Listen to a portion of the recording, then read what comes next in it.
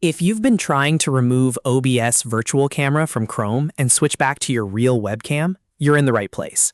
In this video, I'll show you a quick and easy way to change your camera settings in Chrome, so websites stop using OBS Virtual Camera and start using your actual camera instead. This is especially useful if you're on a video call, recording a browser-based meeting, or anytime Chrome is picking the wrong camera. If this tutorial helps, please hit like and subscribe for more simple tech guides like this. Let's jump in. First, open Google Chrome on your computer. Once Chrome is open, look to the top right corner of the browser window and click the three dots menu. This is where you'll find Chrome's main settings and controls. From the menu that appears, click Settings. That will open the Chrome settings page.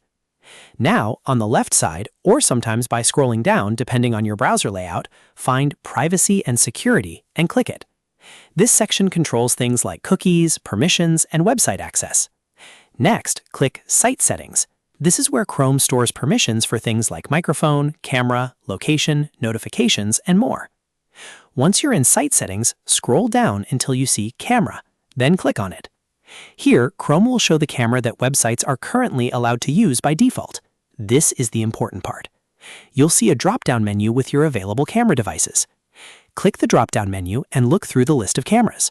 If OBS Virtual Camera is selected, that means Chrome is currently using OBS instead of your normal webcam. To fix that, simply select your real webcam from the list. This may be labeled as your laptop camera, built-in camera, HD webcam, USB camera, or something similar depending on your device. As soon as you select your real webcam, Chrome will start using that camera for websites and browser-based apps.